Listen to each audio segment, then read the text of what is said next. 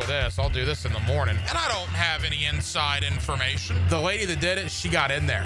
She made it happen. And he doesn't shy away from opinion. And I do enjoy drinking cold beer at ballparks. So if that makes me a baseball fan, then I'm a diehard baseball fan.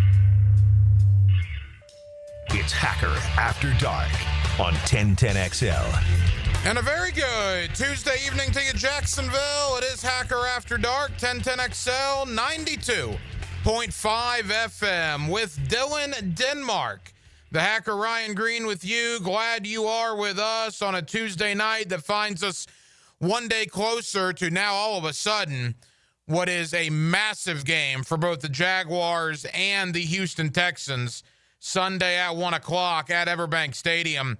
Houston falling last night to Tampa, maybe in more demoralizing fashion than even Jacksonville's loss. Houston, the home team on Monday Night Football, took a 5-point lead with basically 2 minutes and change to go.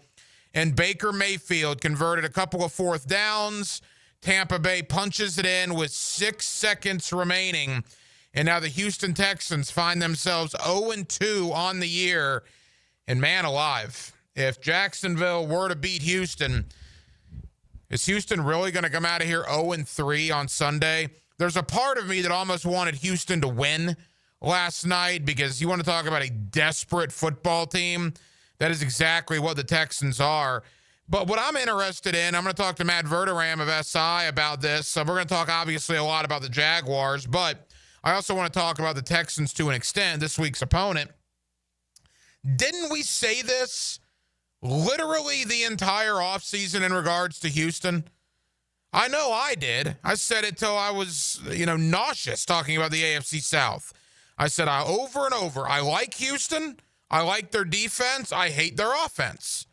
Their offense is awful right now. Now, they've had some injuries, right? Christian Kirk and Joe Mixon.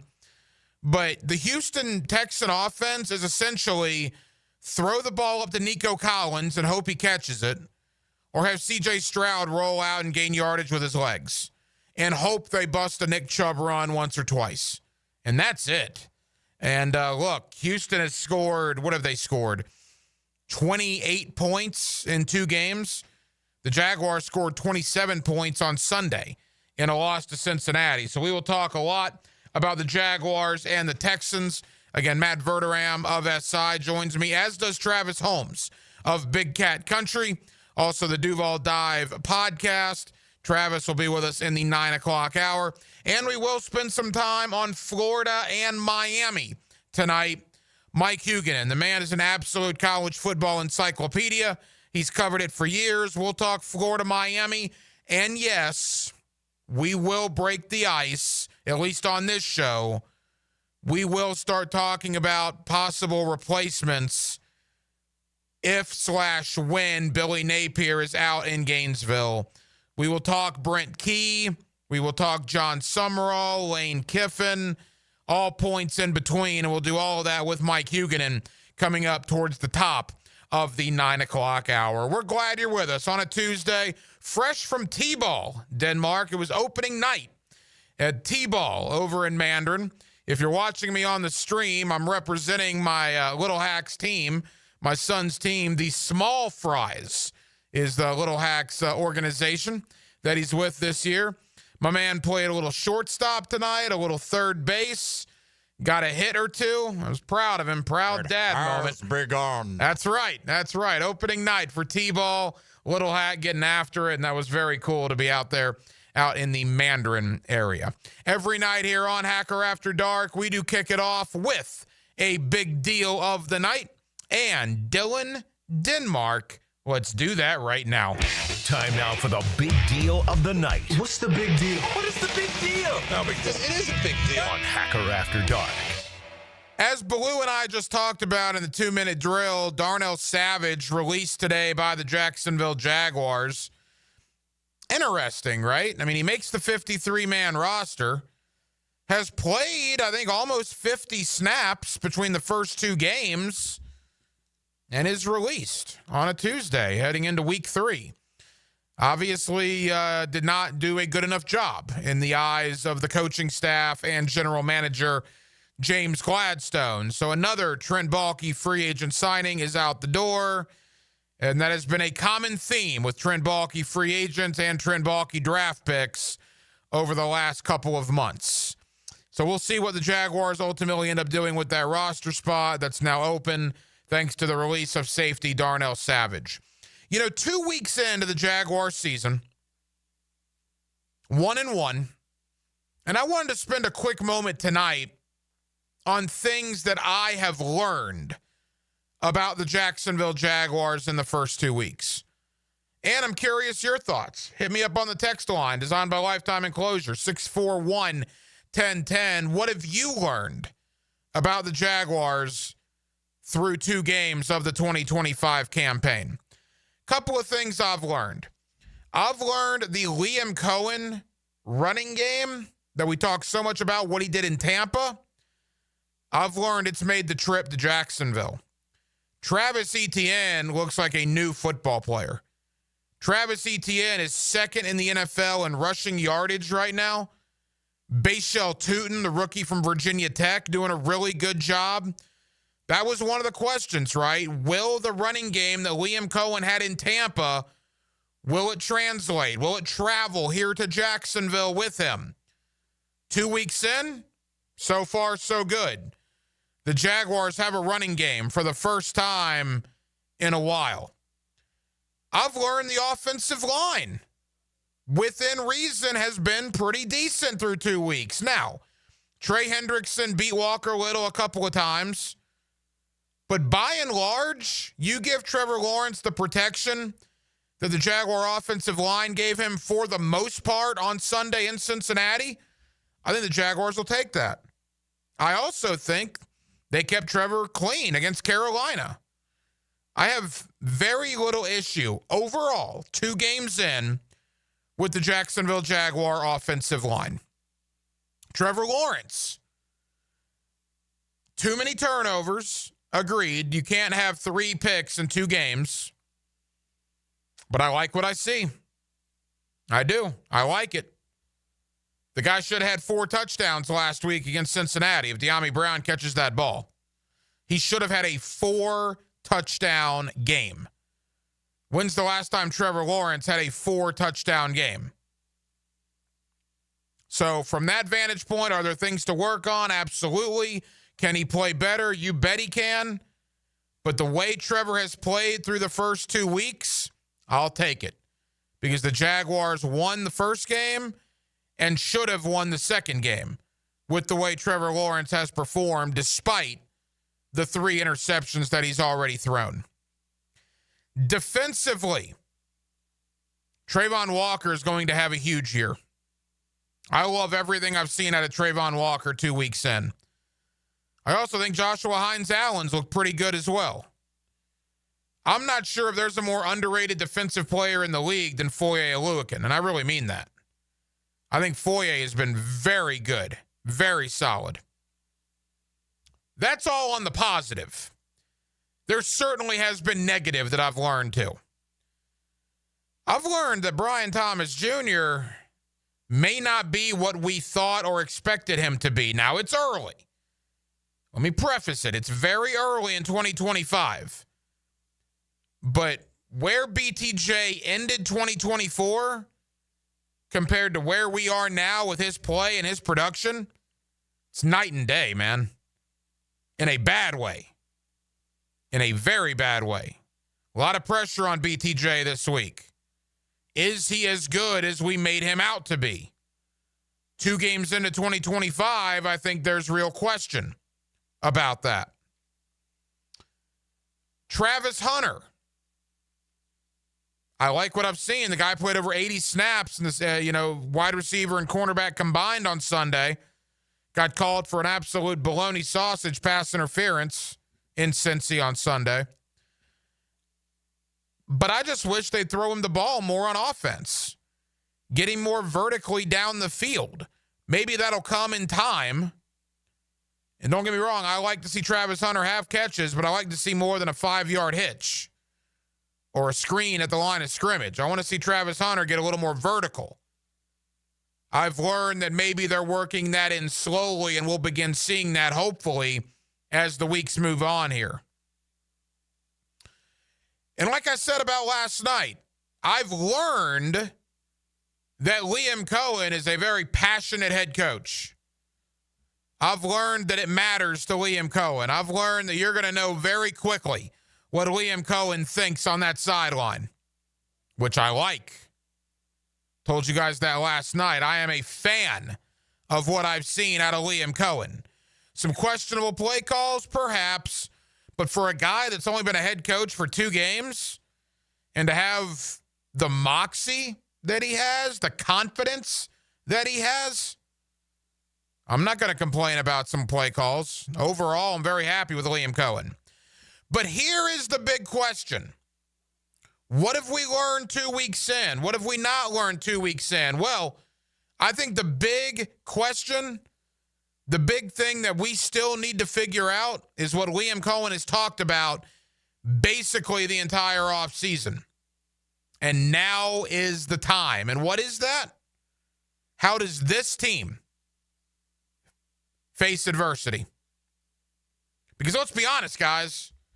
Last year, 2023, they faced adversity horribly. I'm not sure you could face it any worse than the Jacksonville Jaguars did for the latter stages of 23 and the entirety of 24. A lot of new players on the team, a lot of new coaches on the team, new personnel. Can this team face adversity head on? Well, you got it right now. You got adversity. You got questions about Brian Thomas Jr. You got national people speculating on the relationship between Trevor Lawrence and Liam Cohen. You lost a game to a backup quarterback in Jake Browning, which he threw you 3 interceptions, and you still lost. And on top of all that, you are going to have a desperate Houston Texan team come in here at 0-2 on Sunday, desperately trying to avoid falling to 0-3. Because what percentages tell you historically in the NFL, teams recover from 0-3. You got adversity at your doorstep. How will the Jaguars respond to it? That's what Liam Cohen wants to know. And that's certainly what I want to know. And we'll begin getting that answer Sunday at 1 o'clock at Everbank Stadium. 641-1010 on the text line, designed by Lifetime Enclosures. Jacksonville, what have you learned the first 2 weeks from watching this Jaguar football team? More on the Jaguars and the Texans. Let's look around the AFC South as well. Let's kind of take stock of where we are in the AFC 2 weeks in. And again, my buddy Matt Verram of Sports Illustrated, about 15 minutes away, talking Jags, Texans, and more. We're loaded. We're with you till 10 o'clock. And we are glad you are spending part of your Tuesday evening with us right here on Hacker After Dark. Number 91 joins number 55. Eric Armstead brings his big resume to Helmets and Heels Fridays at 3. Tuned up by orthopedic specialists of Jacksonville. Move better, live stronger. Jacksonville's trusted orthopedic experts. Awaken 180 weight loss. Awaken 180 weight loss. Hacker here, and I was telling you guys it was opening night for T-ball. I was out there with a little hack before the game, running around, getting him warmed up, running the bases with him. I couldn't have done that a year and a half ago. Are you kidding me? When I was well over 300 pounds, I was lethargic. I had no energy. Thanks to the great folks of Awaken 180 Weight Loss, thanks entirely to Awaken 180 Weight Loss, I was able to run the bases with my son tonight before the first game of T-ball he's ever played. That was a cool moment. And I want to say thank you to Awaken 180. It's the best weight loss program I've ever been on. They've given me my life back. Guys, if it's that time for you to regain control of your life, to drop the weight, go to awaken180weightloss.com, awaken180weightloss.com, or call 844-346-1800 for Awaken 180 Weight Loss. If you are an experienced electrician looking for your next big opportunity, look no further than the Miller Electric Company, a trusted name in the industry for over 96 years. At Miller Electric, we tackle the biggest projects in the city, offering you the chance to showcase your skills on a grand scale. We believe in rewarding hard work with the best pay, top-notch benefits, and an unbeatable culture where people actually care about each other. Take your career to new heights with Miller Electric Company. Apply today at millercareers.com. Miller Electric, an equal opportunity employer. Get down to the bank Sunday, September 21st, as your Jaguars face off with division rivals, the Houston Texans. Celebrate Hispanic heritage and witness history as the Jaguars take the field for the first time this season in the legendary Prowler throwback jerseys. Lock in your seats now for a 1 p.m. kick by visiting jaguars.com/tickets or call 904-633-2000. We can't wait to see you at Everbank Stadium. XL Primetime is back where they belong. Wait a minute, I know where that is. Lunch is on Josie, Matt Hayes, and Leon. You could lay a little barbecue on us? From the big #1 Duval Ford Studios. But somebody else is going to have to cook it. Noon to 2 weekdays on 1010XL. Baloo here for Smoonez Vision. Why Smoonez Vision? Well, I've been with Dr. Neil Smoonez now since I got back to Jacksonville in 2006. 37 years of experience he has. Smoonez Vision is a family organization that focuses on personal high-quality medical and surgical eye care. Dr. Catherine Smoonez is fellowship trained in cornea and cataract surgery and all refractive surgery. Combined, that's 30 years plus in laser eye surgery. Visit SmoonezVision.com today. Care you can see. Universal Roof and Contracting presents the Offensive Player of the Game. Universal Roof and Contracting. The difference is universal. Trevor Lawrence dazzled on Sunday versus Cincinnati. The teal and black quarterback went 24 for 42, tallying 271 yards, and threw for 3 touchdowns in what was a spectacular performance on his part. The Golden One shines so bright, he needs to wear shades, and he's your Universal Roof and Contracting Offensive Player of the Game. Homeowners, storms don't wait, so why should you? Protect your home and your wallet with Universal Roof and Contracting. Save up to 20% on roof replacements and repairs now through September 30th. Financing is available with payments as low as $115. Call 855-ROOF-HELP for your free inspection. Universal Roof and Contracting, protecting your home, building your trust. License number CCC 057165, CBC 1258484. UniversalRoof.com. Yo, it's your boy E to the T here, and I know that getting into an accident is stressful, but getting the proper care doesn't have to be. That's why I recommend McGowan Spinal Rehabilitation Center. Even if you're at fault, your insurance covers you. And remember, you have the right to choose your own doctor. Even a minor accident can cause whiplash for years if it goes untreated. So don't wait. Call the auto accident experts at McGowan Spinal Rehabilitation. Your recovery starts today. Prosser here again for Chad and Sandy, the local real estate experts you can trust. You might think you have a struggle ahead, but Chad and Sandy always have a solution, and ultimately it ends in a success story. Jacksonville area homes are selling, but getting the right price requires aggressive marketing and proven systems. Hiring the experts who know how to create demand is crucial. You need Chad and Sandy Newman. Need to sell now? Chad and Sandy have instant offers. Fast, easy, stress-free. But, man, they deliver with the promises. The local real estate experts you can trust. Chad and Sandy guarantee your home sold at an agreed-upon price and deadline, or they will buy it. No required costly repairs. Pick your move date. No long-term contracts. You can cancel at any time. Oh, and the proof is out there. Tom and Nicole in Mandarin. I got a new job in Louisiana. We found a new home. Now we'd have to sell fast to avoid paying 2 mortgages. Chad and Sandy did it. Use them today. ChadAndSandy.com. That's ChadAndSandy.com. The best value for golf in Jacksonville remains Cimarron. Totally reestablished with new tee boxes, improved fairways and greens. Also a brand new restaurant with indoor and outdoor settings and live music. Join the Wild One loyalty program online at Cimarron Golf. When's the last time you played Cimarron? Cimarron Golf Club on 210, the Wild One.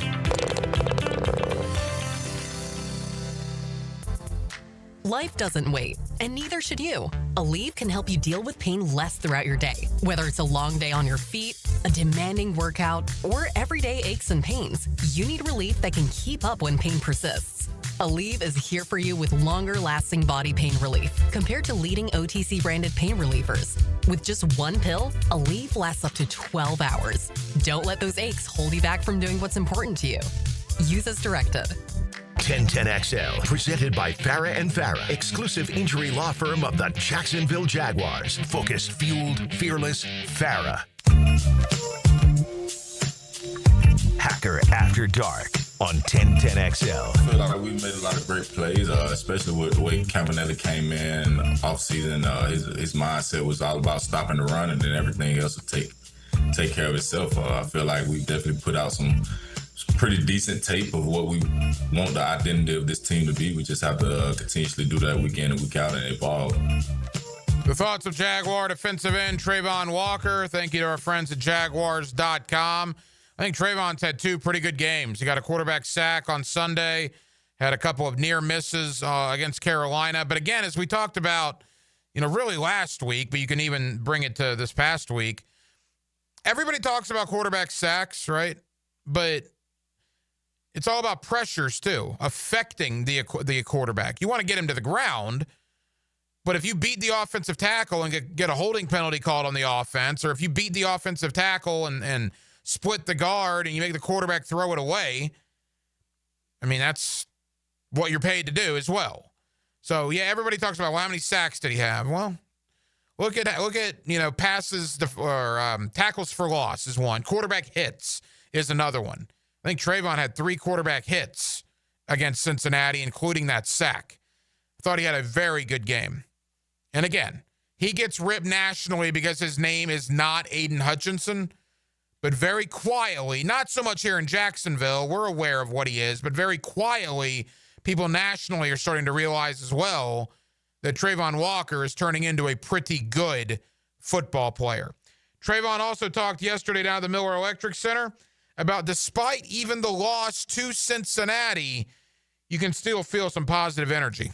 You can definitely feel the positive energy. Obviously, nobody wants to lose. That's the whole mindset in the locker room. But as far as we know, it's still early in the season. We know the things that we can clean up, and that's just something we all play NFL ball. We know how it is in the NFL. It's hard to win games. It's just we have to continuously come together in moments like that and pick each other up and just continuously finish the way we started. That's the main thing. Finish the way we started. Were you glad to kind of see that? Because obviously that's you guys have talked to us last year about some of that was kind of missing a little bit last year. So were you glad to see it, this week? 100%. It's a great thing to see. Everybody's just continuously growing together. There you go. Travon Walker with a little cameo appearance from our buddy Mike DiRocco of ESPN.com. Look, there still is positive energy. Again, that loss sucked. We talked about it last night. That was a brutal loss. But it's not as if the Jaguars, that's what the NFL, how the NFL works. Go talk to the Giants right now. Dallas had to hit a 64-yard field goal to send that thing to overtime. That was brutal, the way the Giants lost. Go talk to Houston last night. Tampa Bay scoring with 6 seconds to go to beat them. Heck, go talk to Denver. They had the game won in Indianapolis. Indianapolis missed a field goal. The game is over.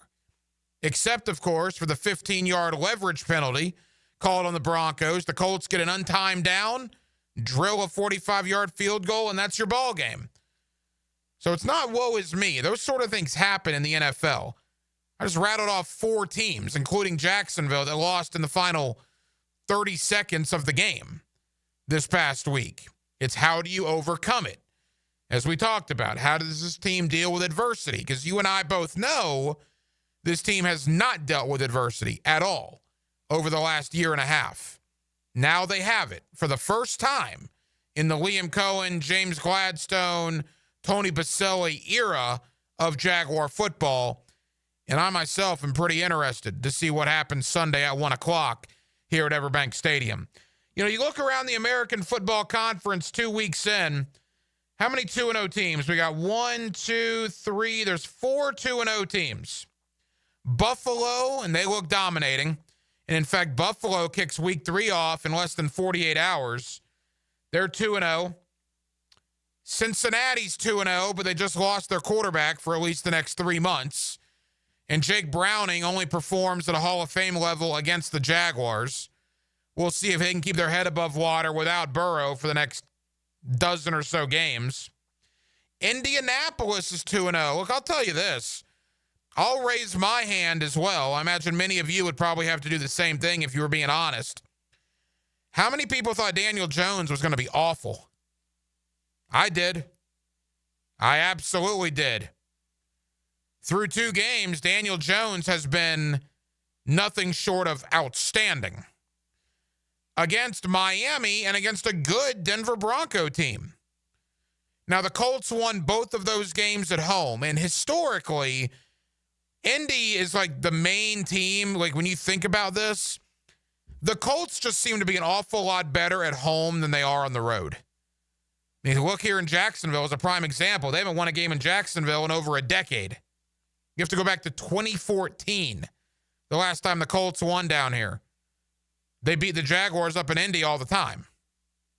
We're going to see about Indy. They have a nice game this week. They should be 3-0. They go to Tennessee. Tennessee's probably one of, the 5 worst teams in the league right now? But it is a road game for Indianapolis. They do have to go to Nashville. That's the next test for the Colts. They can win games at home, but they've done that. They usually struggle on the road. Can this team go into Nashville and win on Sunday? If you're a Jaguar and a Texan fan, you got to be rooting for the Titans. I mean, it's still way early in the year, but take this as an example. If Jacksonville were to beat Houston and Indianapolis were to beat Tennessee, Indy would be up 3 games on the Houston Texans already. A 3-game lead.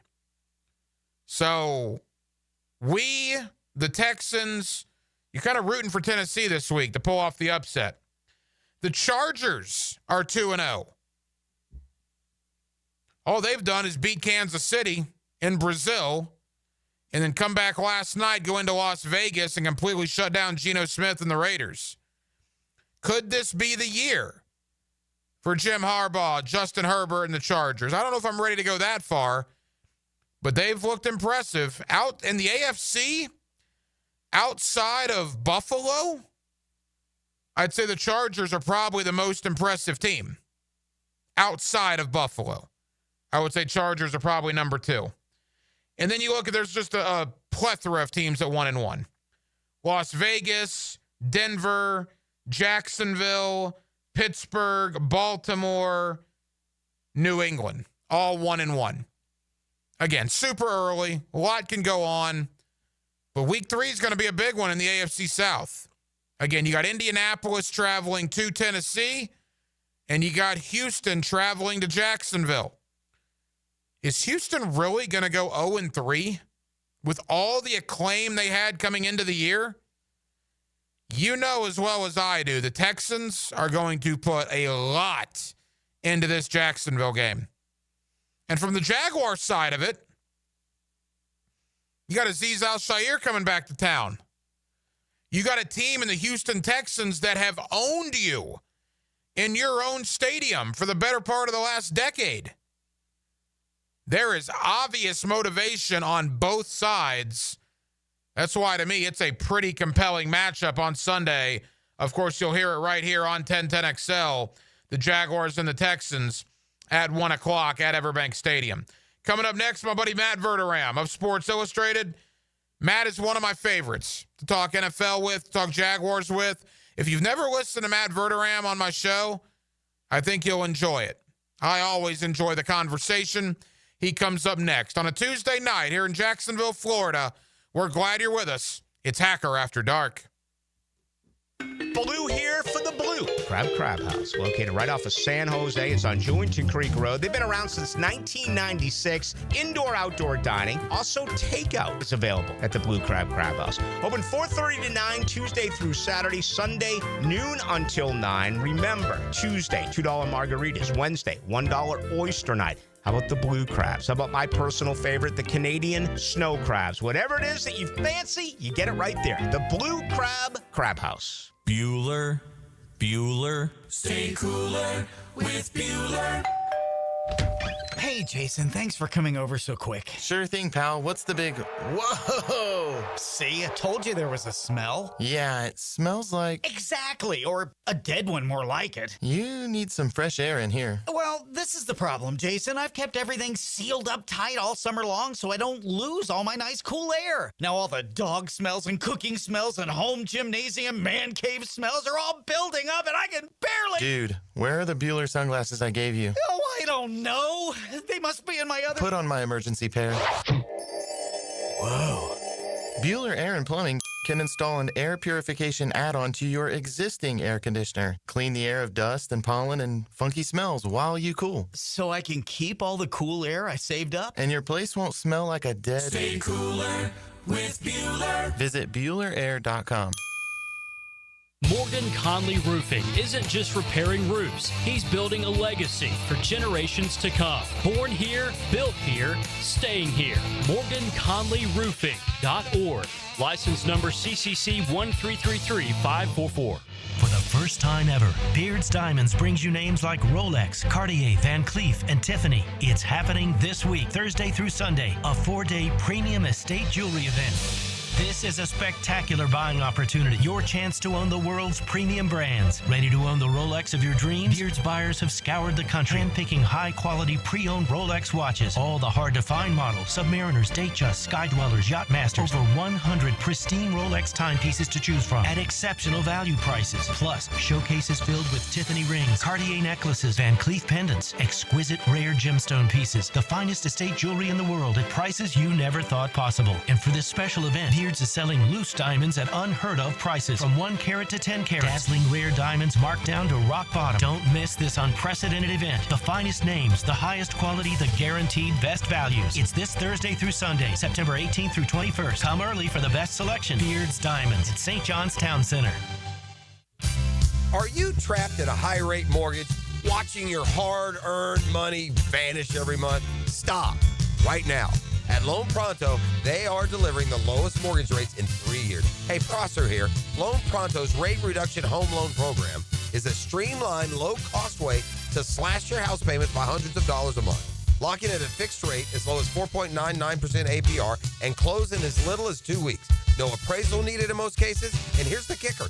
You can skip your next 2 house payments entirely. Don't wait. Rates this low won't last. Call Loan Pronto now for your free, no-obligation quote. Loan Pronto is amazing. So start now by calling 904-999-1508. That's 904-999-1508. Or visit loanpronto.com to lock in your new low rate and skip those next 2 payments. 999-1508 or loanpronto.com.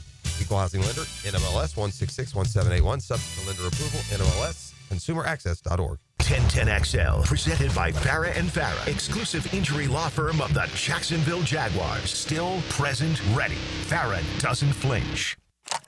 Now, another great guest on the Checkmate Coatings phone line. Hello. Your floor's missing piece. Back here on 1010XL and 92.5 FM in the city of Jacksonville, we are glad you are with us. The Jaguars and the Texans, Sunday at 1 o'clock. Of course, you'll hear the game right here on 1010XL.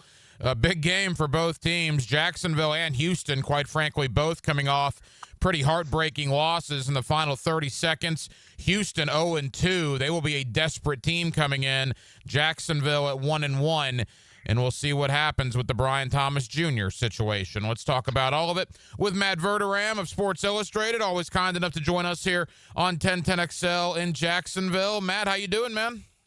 Doing well. How are you? Matt, we're good. Thank you for the time. You and I haven't spoke since training camp. So 2 weeks into the regular season, Jacksonville 1-1. Honestly, probably a disappointing 1-1 based on the way Cincinnati went. But your overall thoughts 2 weeks in on the Jaguars so far? I think it's been up and down, but I think overall there have been a lot of positives. Look, it's a brand new coaching staff, a lot of new players on the roster. That's going to lead to some volatility. I don't care who you are. Week one, they won a very ho-hum game against Carolina. Carolina's awful, but Jacksonville, they had to. They won the game. They won convincingly. This past Sunday, you said it was disappointing. I would agree. I mean, if you're not playing against Burrow and Browning's in there and throws 3 interceptions, you got to win that game. Like you have to win that football game. That's a game that the Bengals without Burrow are not good. Let's just be honest. I mean, they have no defense. Offensively, they still have their weapons. I mean, they'll challenge some teams just because of that. But like they're not. That team's not a playoff team without Burrow. So, it's a game that if you're Jacksonville, you're frustrated. You had opportunities late. They couldn't catch the ball. Defensively, look, I think they got hosed on that defensive pass interference call. But even with that, you like to get off the field there and win that game. They couldn't. That said, you look around the divisions. I know we're going to get to later, but you're 1-1, and you've got an opportunity here against Houston to really put them down for the count. I mean, if you win this game, you're 2 up. You beat them in the first matchup. They're 0-3. That Houston would be in a major hole if Jacksonville could beat them this weekend. And there's certainly the opportunity for Jacksonville to do that. We'll get to that game in a moment. Brian Thomas Jr., Matt, he was a star last year, quite frankly, and everybody thought that he was just going to pick up where he left off and continue that upward trajectory.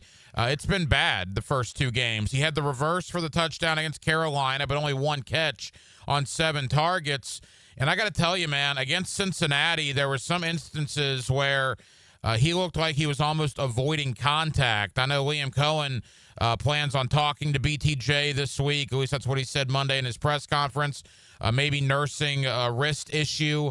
That was the first time I heard of it, was on Monday when Liam Cohen also said that in his presser. But the BTJ thing is head-scratching because he was so good last year, and he has not gotten off to a great start in 2025. He hasn't. I mean, I have to think, based off of how great he was a year ago as a rookie, that he'll be all right. I mean, I can't imagine that all of a sudden the guy's just not good. Now, if there's an injury, that would make more sense. And then it becomes a question of, all right, well, if he's hurt and he's not playing to his standard, is he hurting the team? And if he is, then he needs to sit down for a little bit until he's healthy. But, this is a guy that last year was really the one shining light in that season. I have a hard time looking at him and all of a sudden now he's not as good as Parker Washington. He's not as good as some of these other receivers on the team that you look at and go, look, they may contribute, but they're not anywhere near as good as this guy is. I just have to imagine here that he's going to get going. I mean, most guys find their level. They just do. There are plenty of players the first 2 weeks of the year you look at and go, man, they haven't really done much. Saquon Barkley hasn't really done much. He'll get going. I would imagine that Brian Thomas Jr. is going to get going here in the coming weeks. Matt Verram of Sports Illustrated. Matt, Travis Hunter, first week, only 6 defensive snaps. People were making a big deal out of that. I agree with you. I think he got hosed in week 2 against Cincinnati, but he played over 80 snaps between offense and defense. Said he felt pretty good after the game. Is that something that we're going to continue to see? Are they going to play him, in your opinion? Should they play him as much as they did against Cincinnati? I don't think they should. I think they're gonna. Look, Jacksonville put in a ton to draft Hunter. They traded away next year's first-round pick, and they traded other, reasonably high picks. But they have to play him both ways. They've got to play him a lot both ways, or that trade's a disaster. Like you can't make a trade like that for a non-quarterback if that guy is not otherworldly special. And if he's an 1,000-yard receiver but he doesn't play defense, he's not otherworldly special. He's just good. Like you have to justify that investment. And that investment is in the idea that this guy is going to be basically 2 stars in one. Now, offensively, he has not done a ton. You're not blown away by it. But again, it was 2 games into the season. Defensively, as you mentioned, he played a lot more against Cincinnati.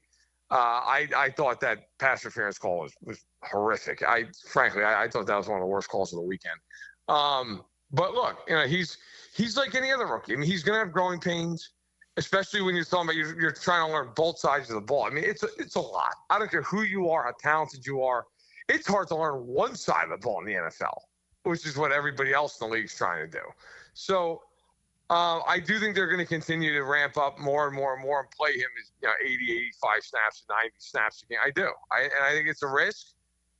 We've not seen a guy do it in the modern era, but they traded all their draft capital to get him for a reason, and it's not just to play him on one side of the football.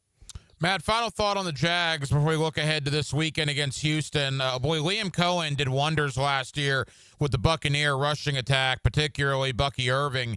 And you look at what he's doing with Travis Etienne. Now, it's a contract year for Etienne. He was kind of left out of the pasture by a lot of Jaguar fans, quite frankly, as recently as maybe a month ago. And now you look at he's second leading rusher in the National Football League, 214 yards through 2 games. Found the end zone against Cincinnati on a screen there. Etienne looks like he's having a rejuvenation of his career under Liam Cohen.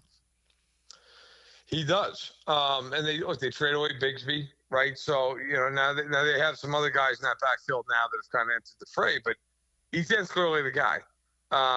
He's had a tremendous start. Now, listen, not to throw water on it. Part of that is they might have played 2 of the worst 5 defenses in the NFL this year. I mean, Carolina is atrocious defensively, and Cincinnati is not exactly the 75 Steelers.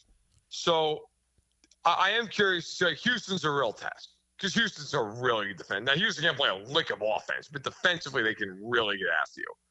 That is going to be more interesting to me. Like, I'm very curious to see in this game with Jacksonville how they play offensively because the first 2 weeks, you couldn't play 2 defenses that are more porous. I mean, there's just space everywhere when you watch those teams on film.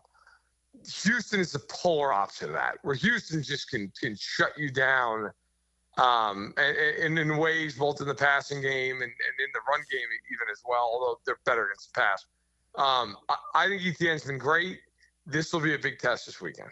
Matt Verram of Sports Illustrated. Let's talk about this weekend. Jaguars, Texans. Of course, you'll hear it right here on 1010XL. Kickoff 1 o'clock on Sunday. Matt, secretly, I was hoping the Texans would win the game over Tampa because now an 0-2 Houston team, like you said, man, they are going to be desperate in here on Sunday. Plus, you have the added situation of Azeez Al-Shire. Hopefully, I know he got banged up on Monday night, but hopefully he's able to go because that's going to add a whole other layer to this because the last time he was here, that dirty, brutal, cheap shot on Trevor Lawrence last year, there's a lot of interesting subplots going into this game on Sunday. Well, it's a huge game. It's a huge game because if you're Jacksonville and you win this game, you're up 2 games. And I understand it's not a full breaker because they could obviously break back in the rematch, but you're up 2 games and at least temporarily a tiebreaker. Like Houston, I've watched every snap of Houston football the first 2 weeks of the season. They have no offense. I mean, their offense is literally just Nico Collins and praying that every once in a while they can pop a run and that somebody else can, maybe Dalton Schultz can get open here or there on some kind of a, quick route. They just have no ability to block. Can't block anybody.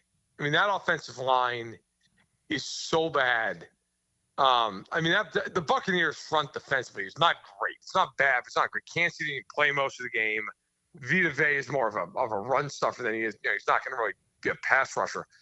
Hassan Reddick's older. They couldn't do anything. I mean, Tampa Bay just teed off the entire game. I'll be curious to see, Jacksonville, do they blitz in this game? I know Jacksonville over the years, and of course now it's brand new staff anyway, but not a big blitzing team. Last year blitzed less than anybody. Now this year, even under a new staff, not a team that blitzes a ton.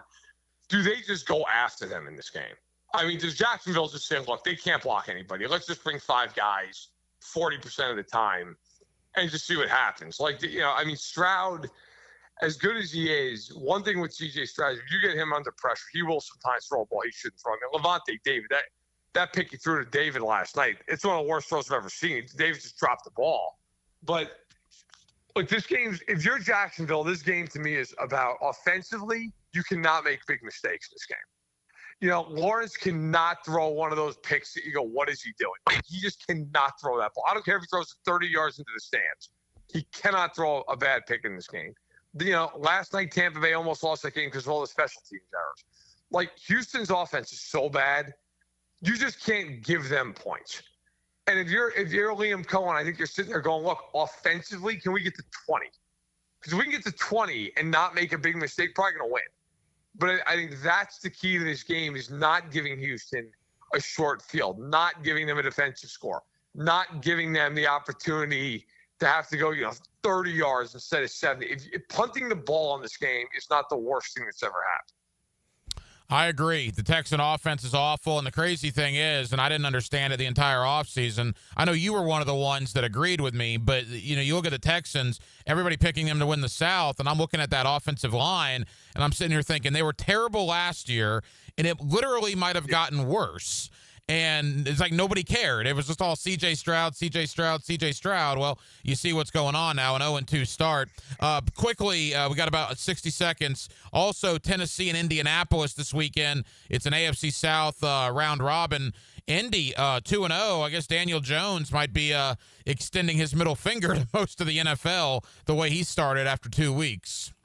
He's been incredible. I mean, now look. Last year, the Saints started 2-0 and scored 45 points a game and ended up going like 5-12. So, I'm not like completely sold on this idea that Daniel Jones all of a sudden is the Messiah in Indianapolis. But I do believe in their coaches. I think Steichen's a good coach. I think Anarumo's a great defensive coordinator. And, look, they should crush Tennessee. They should beat Tennessee. And if they do it, they're 3-0.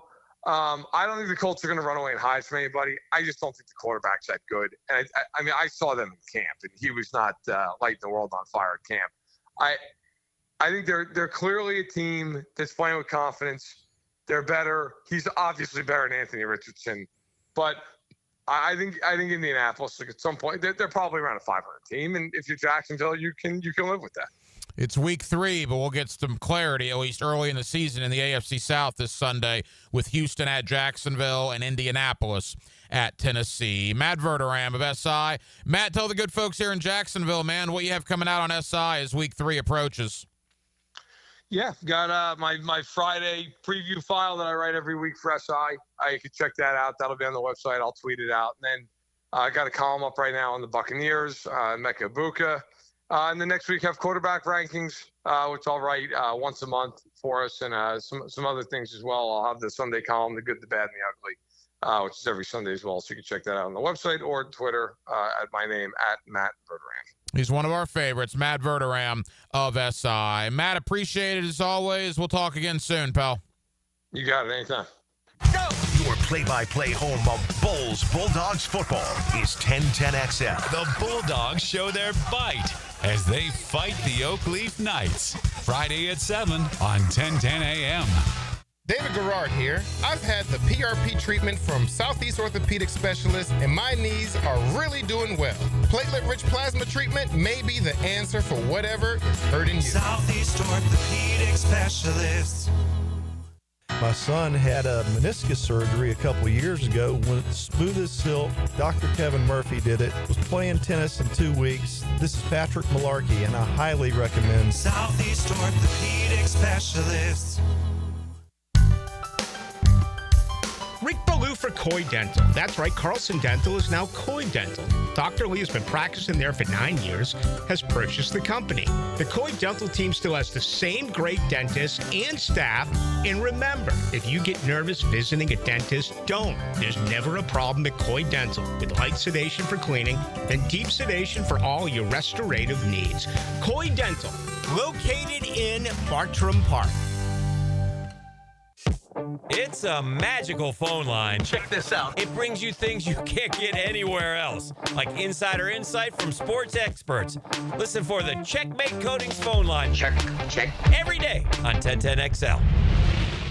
Get down to the bank Sunday, September 21st, as your Jaguars face off with division rivals, the Houston Texans. Celebrate Hispanic heritage and witness history as the Jaguars take the field for the first time this season in the legendary Prowler throwback jerseys. Lock in your seats now for a 1 p.m. kick by visiting Jaguars.com/tickets or call 904-633-2000. We can't wait to see you at Everbank Stadium. Hi, this is Dave Barker. Want to grow your hair back? IHRS, right here in Jacksonville, is the only hair transplant clinic in the Southeast to offer multi-unit hair grafting and the 45-minute PRP treatments. Grow your hair back. Call now for a free in-person evaluation. 904-777-IHRS. 904-777-4477 or visit hairforme.com. 1010XL is your home for Florida Gators football. Protected by the law firm of Verram and Verram, Randy Marion Cadillac of Jacksonville, and Renewal by Anderson Custom Windows and Doors. Follow every Gators game on 1010XL. Homeowners, storms don't wait, so why should you? Protect your home and your wallet with Universal Roof and Contracting. Save up to 20% on roof replacements and repairs now through September 30th. Financing is available with payments as low as $115. Call 855-ROOF-HELP for your free inspection. Universal Roof and Contracting, protecting your home, building your trust. License number CCC 057165, CBC 1258484. UniversalRoof.com. Here's your 1010XL community calendar of local events and nonprofit groups helping people here at home. Your family can enjoy a special day of fun with games, food, and live music while remembering the sacrifices of our nation's prisoners of war at the National POW MIA Recognition Day, September 20th. Learn more at POWMIAmemorial.org. Shuffle up and deal for a cause. Let's go all in to help others out. Join the Hold'em for Life poker tournament coming up September 20th at Blessed Trinity Parish Hall. Every hand helps the Women's Help Center support expectant mothers and newborns. The average cost associated with childhood cancer is a startling $833,000. This is Tom Coughlin, and September is Childhood Cancer Awareness Month. Help the J Fund raise awareness to help our neighbors and community members tackling this devastating disease. You can find out how to share your community event at 1010XL.com. Did you know that for every inch of rain on a 2,000 square foot roof, 1,500 gallons come off the eaves of the roof? Call Clearwater Seamless Gutters and Drainage, and we'll design a plan using our Clearwater Seamless Gutters, and we'll connect those gutters to a Clearwater drainage system to solve your erosion and standing water issues. Clearwater Seamless Gutters. We can't sing a lick, but we sure are good at gutters. And drainage, too. SeamlessGuttersJacksonville.com. 1010XL, presented by Farrah & Farrah, exclusive injury law firm of the Jacksonville Jaguars. When it's game time, Farrah doesn't flinch. Hacker After Dark on 1010XL. Thank you to Matt Verram of Sports Illustrated for joining me tonight here on Hacker After Dark. Coming up in the 9 o'clock hour, my buddy Travis Holmes, Big Cat Country. Also the host of the Duval Dive podcast. We'll get Travis on to react to the Jaguars' 1-1 start. Again, all eyes now begin shifting to the Houston Texans. The Jaguars are back at the Miller Electric Center tomorrow. They will have open locker room tomorrow. I'll be down there.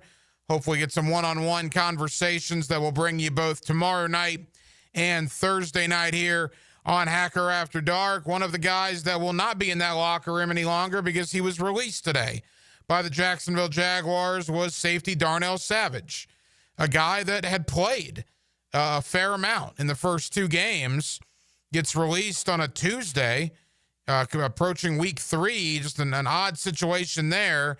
Granted, he did not get the playing time that Dewey Wingard was getting, did not get the playing time that Eric Murray was getting, but he was playing more than Antonio Johnson, and he was playing more than Rayon Lane.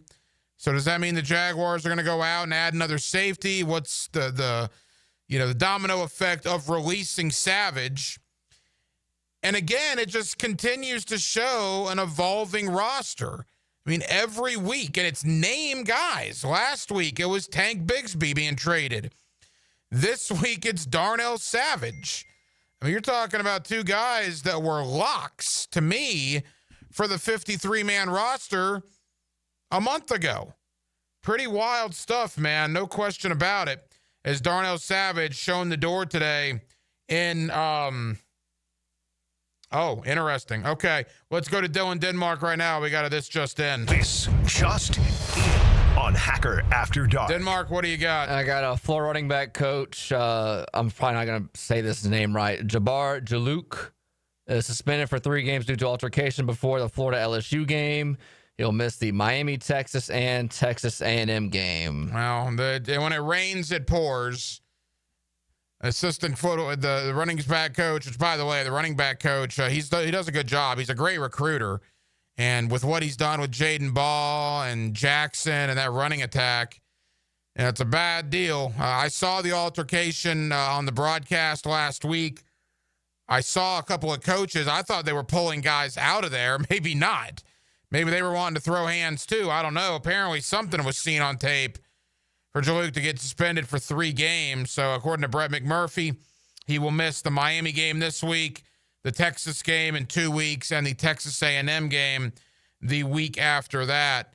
That's a good point to kind of get off the Jaguars for a moment. We'll get right back on them with Travis Holmes of Big Cat Country coming up here in about 25 minutes. But we do have Florida and Miami coming up Saturday night down in Miami. Mario Cristobal tells his fans he wants it to be an asylum down there, an insane asylum. Well, I got news for Mario. I don't think he needs to worry about that. Just send anything resembling a defense out there, and Florida won't know what to do. Florida has scored a combined 26 points in the last 8 quarters against USF and LSU. Let's talk about Florida. Let's talk about Miami. What is the possibility of Florida winning this game? How can Florida win this game? Do we expect Florida to be competitive in this game? And if it gets bad on Saturday night, could we see any movement on Sunday and revolving around Billy Napier? We'll talk about all of that next. Gators, Hurricanes. We'll discuss it on Hacker After Dark.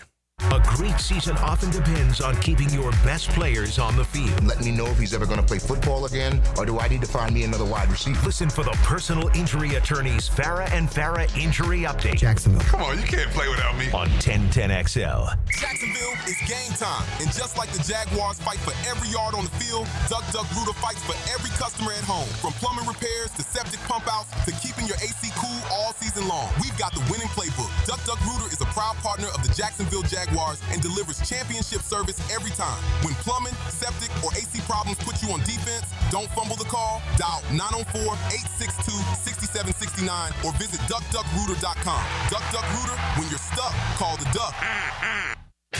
Lauren Brooks here for Terminix.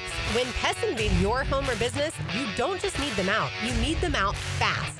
And you need to keep them out. At Terminix, they'll show up for you and eliminate pests quicker, just like they did at my house, because they care about what matters most to you. When pests show up, so does Terminix. Don't live with a pest problem, Terminix it. Visit Terminix.com today to schedule a free inspection online. That's TERMINIX.com. That's right, Terminix it.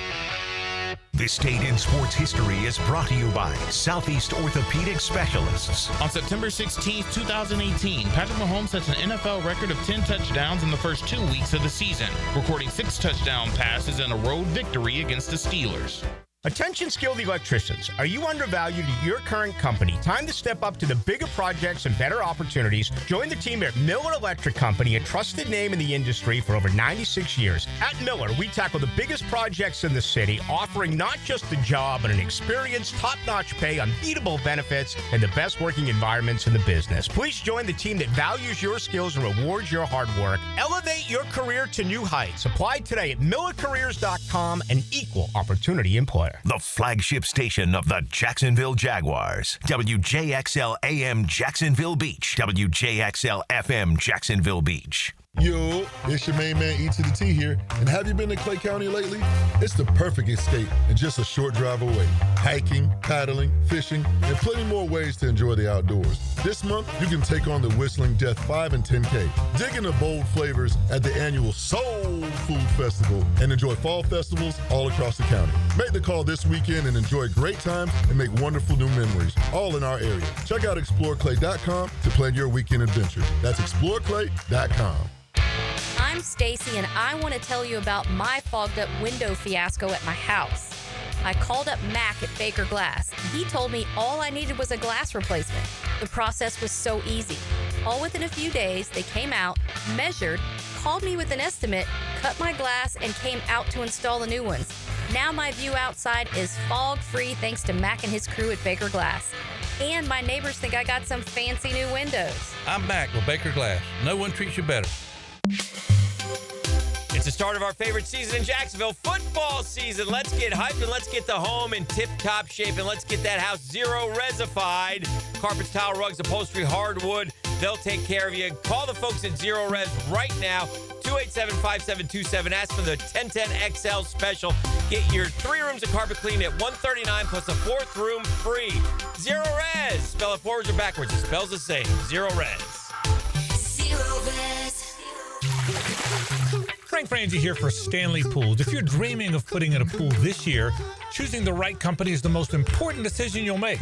I've trusted Stanley Pools to build my pool, renovate my pool, and maintain my pool. Stanley Pools has been the best in the business since 1988, and they're still family owned.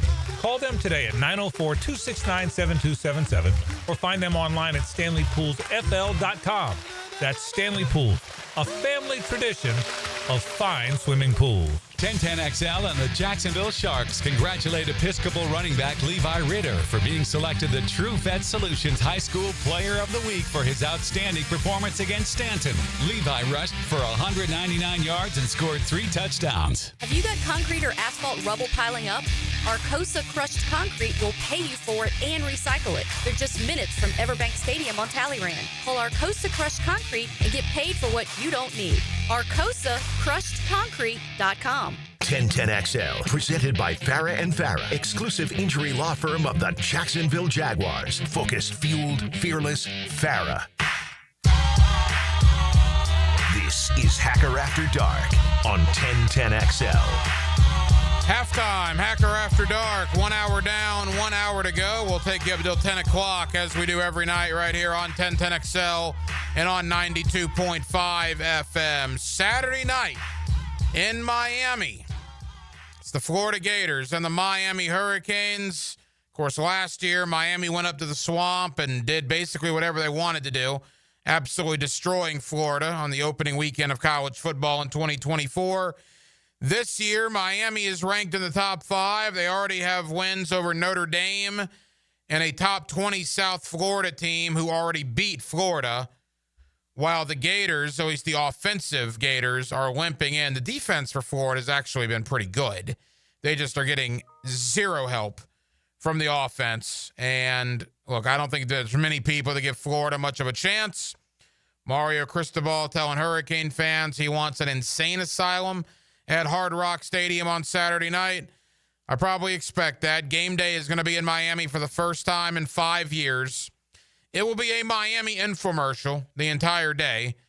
It will be a PR event for the Miami Hurricanes, because why would you want to talk about the Florida Gators and their 1-2 record? The only talk Florida will get on game day and throughout a majority of the broadcast is likely Billy Napier's future, DJ Lagway's struggles, and who is going to be the next head coach at the University of Florida. You know, every time I talk about Billy Napier, I preface it by saying that I like Billy Napier. That's true. I still do. Billy Napier is a guy that I would go have a burger and a beer with and then talk football. I also felt that way about Gus Bradley back in the day. I'd love to have a burger and a beer with Gus and just sit down and talk football, talk about life. But because I want to have a burger and a beer with you, and because I think you're a decent enough dude, doesn't mean I want you to be the coach of the football team that I cover any longer. And that's kind of where I'm at with Billy Napier. I'd still love to have that beer, still love to have that burger, still love to play a round of golf with Billy. I don't want him coaching Florida any longer. And I've certainly changed my tone on that in the last couple of weeks. He lost me after the USF game, in which the time management was deplorable. He had a player spit in another man's face on the opposing team. Very little discipline publicly was done. They said they handled that internally. You hock a loogie in another player's face, and you handle that internally. Bet the defensive tackle would have never played for me again if I was in charge at Florida. I was just really taken aback by that. And then every time I hear Billy talk, I just get more and more frustrated from a football standpoint. I watched that entire press conference he did yesterday in Gainesville. And he made some valid points. A lot of it was about DJ Lagway and the struggles there, and we'll get to that. But the overwhelming thought of basically the 30 minutes that Billy Napier was in front of the media yesterday in Gainesville was that we're close. We're close. We're 6 plays away from being 3-0. You know, a bounce of the ball here, a bounce of the ball there, a turnover here, a turnover there. We're close. The players see we're close. I see we're close. Stay the course. I mean, I'm paraphrasing this, but that's essentially what he was saying. Not verbatim. I don't have the exact quote in front of me, but I know many times he said, we're close. It's going to happen. Keep battling. Good things will come. And that's a great message, right? That's a great message. That's a way to keep your players engaged in what you're doing in 2025. Here is the problem with that, though, Billy. And again, maybe we can talk about this over that burger and beer that we might have one day. You are 20-21 as the Florida Gator head football coach. You are 10-15 against SEC opponents. You have a 40% winning percentage in conference games. And if that isn't indicting enough, your 20-21 record at Florida is the worst winning percentage for a non-interim coach with the Florida Gators dating back to 1950. 1950. No one in the last 75 years who was not an interim coach has had a worse winning percentage than Billy Napier. They've played 25 SEC games. They've lost 15 of them. And he's under 500 at 20-21 overall in 41 contests. I say all of that to say this. You're not close. You're not a bounce of the ball here or a bounce of the ball there. That's hogwash. That's nonsense. That might be a bill of goods you're selling to this year's team, but you have been the coach for 41 games. Have you been close for 41 games? A bounce of the ball here, a bounce of the ball there. Things are going to turn around for us. 41 games, man. And you're under 500. You've scored 26 points in the last 8 quarters against USF and LSU. In the land of NIL, the land of the transfer portal, all the money and the resources that have gone into the University of Florida, a 3-time national championship program, 3 Heisman Trophy winners, one of the best stadium and game day atmospheres in America when it comes to college football, an unbelievable university, an absolutely terrific fan base, a brand new state-of-the-art football facility. Everything you need to be successful. And you've scored 26 points in the last 8 quarters. While your defense has killed themselves, allowing just 2 offensive touchdowns, holding LSU to just 10 first downs total, they get no benefit from the offense. And you're 1-2. You're 20-21 overall, and you're trying to sit there and tell us that you're close. That doesn't work in year 4, man. You can only say that stuff so many times to when people just stop caring. Like I have. I've stopped caring. I don't care how close you are. I don't care if it's a bounce of the ball here or a bounce of the ball there. You're not winning games. You're not scoring points.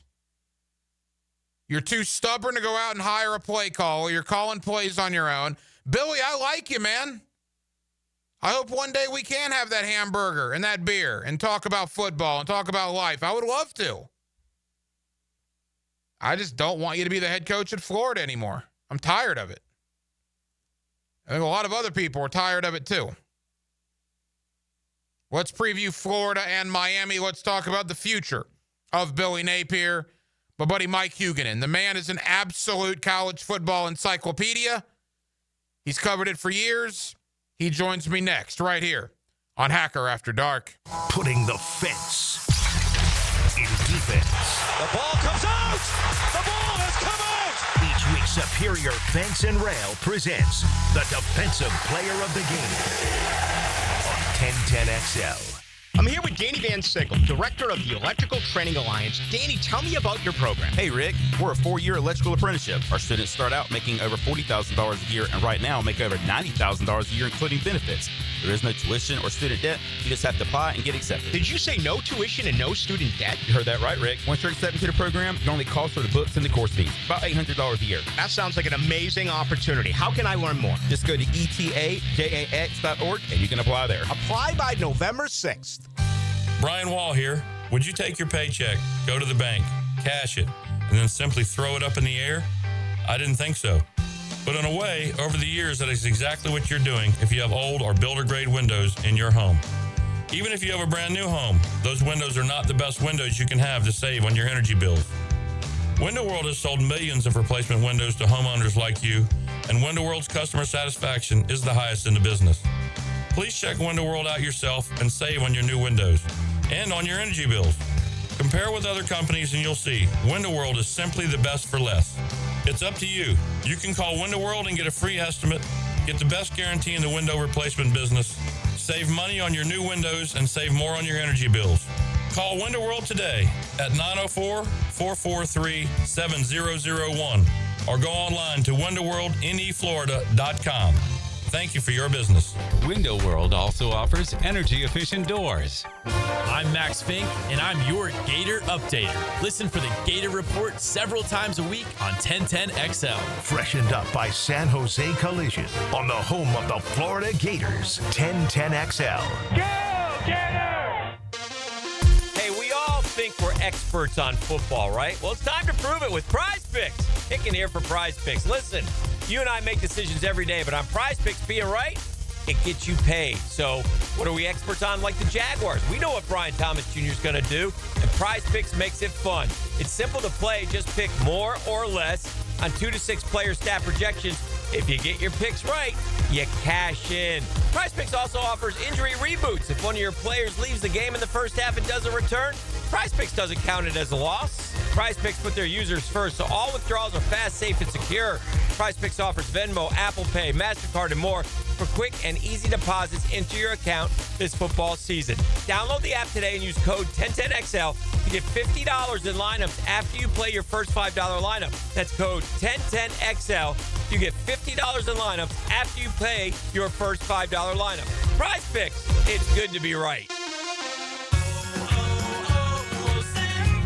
Hi, I'm Maria, salon owner. You know the jingle. Now discover the facts about Ozempic, a GLP-1. There's only one FDA-approved Ozempic made by Novo Nordisk. Learn about the real thing. Talk to your healthcare professional today. Call 1-833-OZEMPIC or visit Ozempic.com to view the medication guide and to learn more about Ozempic. Semaglutide injection 0.5, 1, and 2 milligrams.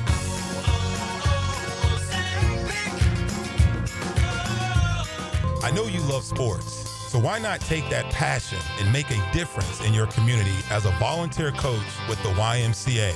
Whether it's soccer, basketball, volleyball, or flag football, the Y is always looking for positive role models to help kids grow in both skills and character.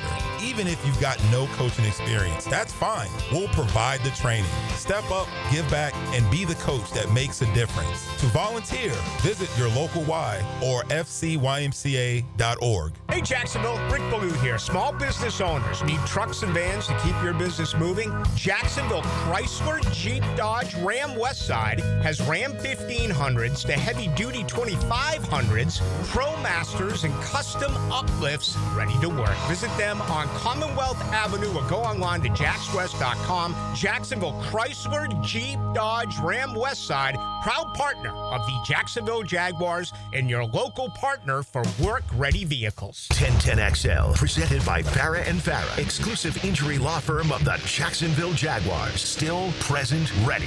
Farrah doesn't flinch. Now, another great guest on the Checkmate Coatings phone line. Hello. Your floor's missing piece. Back here on 1010XL and 92.5 FM in the city of Jacksonville. We are glad you are with us. Florida and Miami, Saturday night, 7:30. Of course, you'll hear the game right here on 1010XL. Florida looking to turn around their season after dropping games to USF and LSU. And Miami, well, they have it rolling right now. Miami undefeated, ranked in the top 5 in America. Let's preview the game. Let's also look around the rest of the SEC with my buddy Mike Hugan. And I call him the College Football Encyclopedia. Mike has been covering the landscape of college football for years, and he's always kind enough to join us here on 1010XL. Mike, how you doing, man? I am doing quite well. You know, look, it's a big game down in South Florida on Saturday night for both the Hurricanes and the Gators. Let's begin, Mike, with Florida. It's a disaster to this point. They're looking to turn things around. Where have they gone wrong through 3 weeks? What is the problem down there? The offensive scheme. I think last year's winning streak at the end of the season was sort of fool's gold. Everyone assumed that Napier's team had sort of turned the corner. I think they turned the corner partially because Ole Miss and LSU last year sort of tore down the wall and let them walk easily through it. Napier's offensive scheme is not close to cutting edge. It's a stale scheme. He's not the best play caller. Yes, Lagway is playing poorly.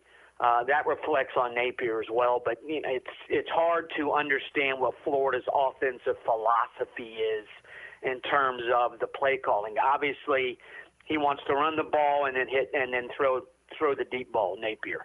But I would argue that his play calls don't necessarily fit into his grand plan. It's almost like, okay, we're going to run the ball. What should we do on second down? Well, let's throw a screen.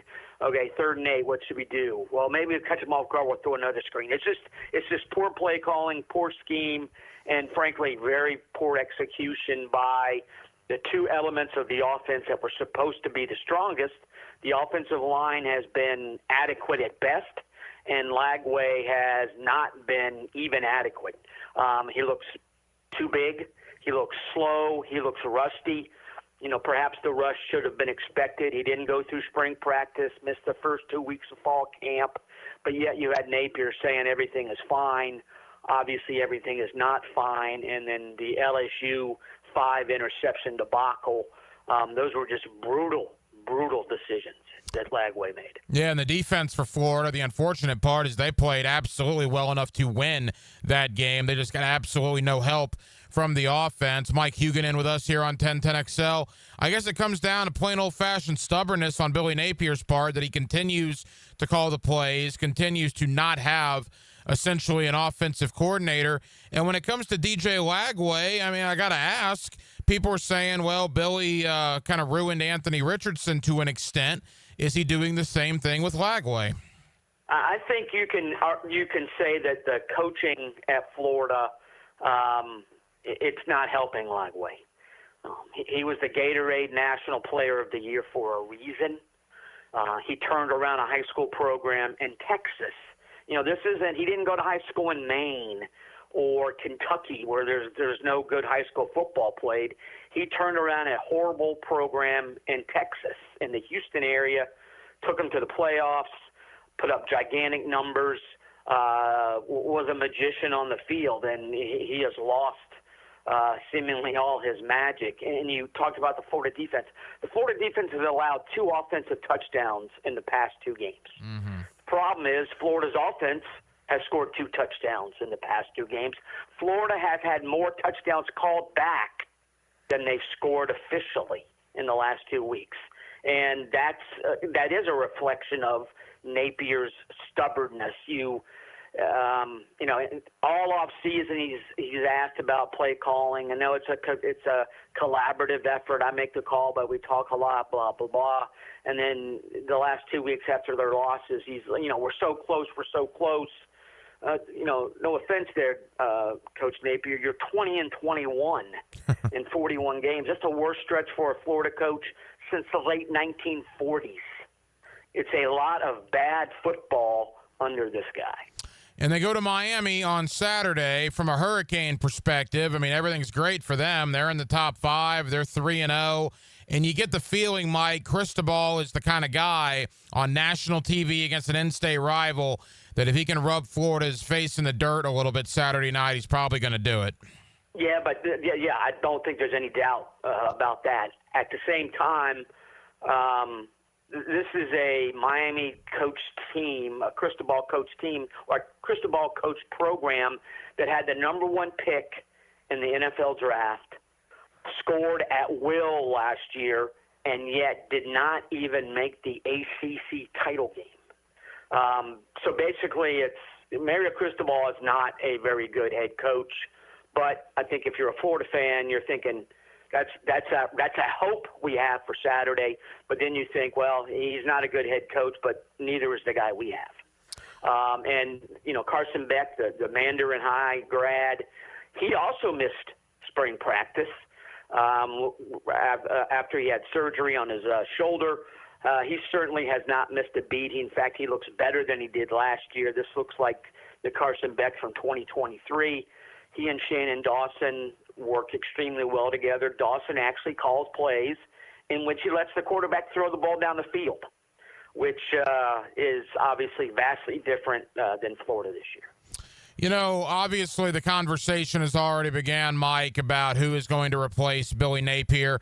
First and foremost, if I were to ask you right now, does Billy Napier coach against Georgia in about 6 weeks? What's your answer?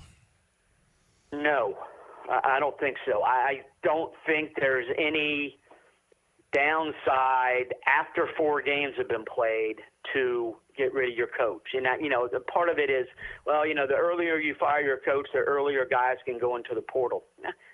Who cares? It's obvious that you can turn a program around in 1 year with a portal. If Florida gets the right guy, which is always a question and concern, if Scott Strickland's making the hiring, Florida can be really good next year. And I'm assuming that some of these guys will indeed stay. But I don't, could Florida catch lightning in a bottle and beat Miami, Texas, and Texas A&M? Yeah, I guess so. I mean, I think the talent is there, but I don't think the offense especially is coached well enough. But, Texas has its issues. I don't think Miami and A&M have looked bad at all, though. So I think that Napier will be gone by the Georgia game because Florida has a bye the week before they play Georgia. And, again, I don't think there's a reason to keep him around. If they have a losing record at the time, what's the downside? I don't think there is one. Couple more from Mike Hugan. And all right, well, if that's the case, then I think if you look at who they might call, you probably call Dan Lanning. You make him tell you no. He probably will. You call Marcus Freeman. You make him tell you no. He probably will. Obviously, the Lane Kiffin talk. I know Frank Frangie on our station has thrown out the possibility of John Gruden being in play. For me, Mike, I'm going off the beaten path a little bit. I like Brent Key from Georgia Tech. I like him an awful lot. I know John Summerall of Tulane is pretty popular around these parts as well. I mean, what direction do you think Florida would look in? I think Florida would go for a proven Power 5 coach. I think they've been burned enough.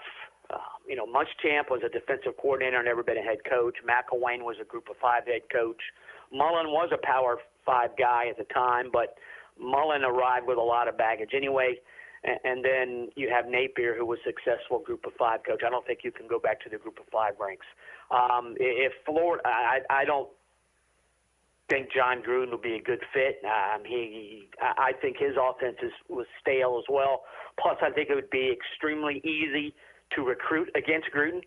all you'd have to do is show athletes the emails he sent while he was a Raiders head coach.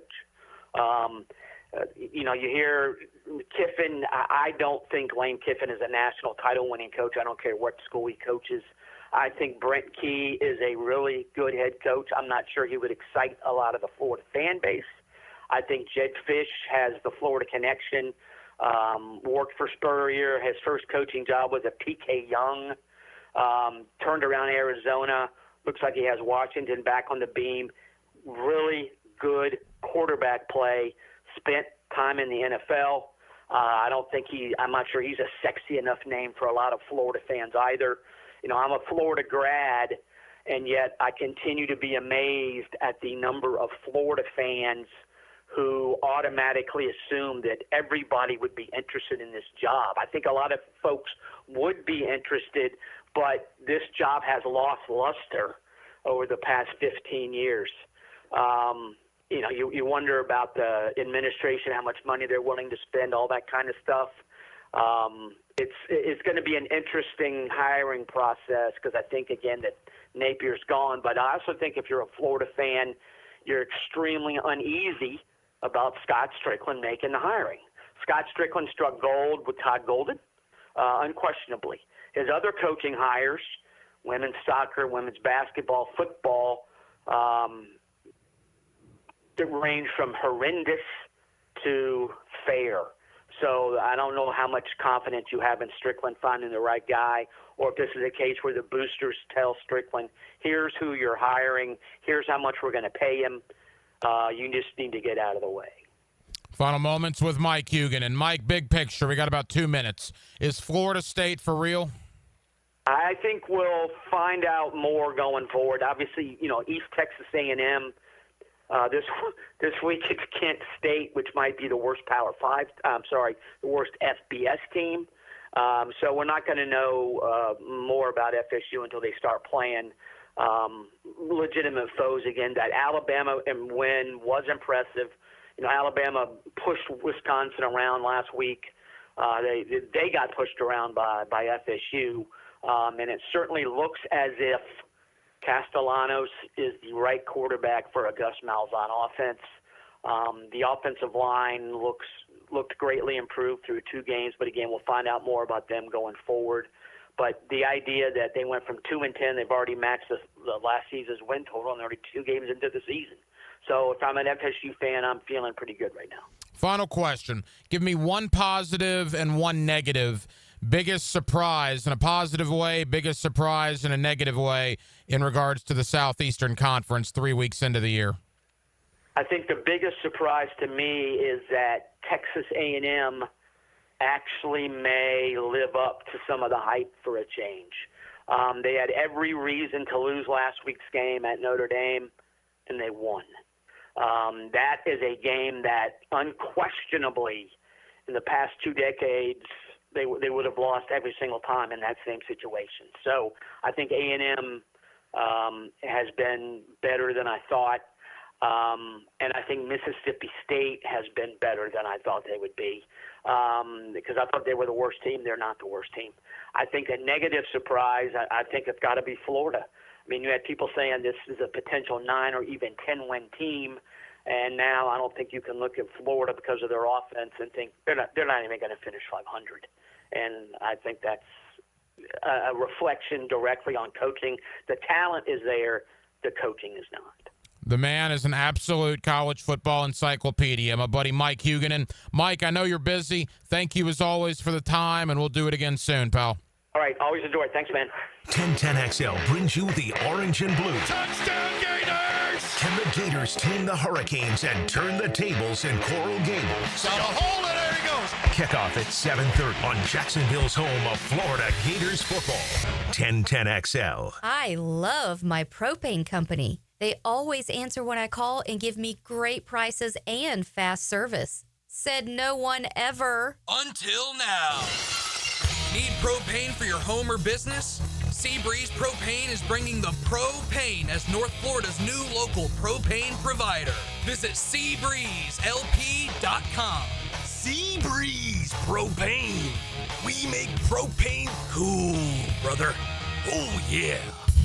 When you roll into a convenience store for some cold Bud Light, you want to make sure it's, well, cold. Check out the big coolers at Circle K. They make sure it's chilled and ready to go for the big game or party. Swing by Circle K and pick up some cold Bud Light.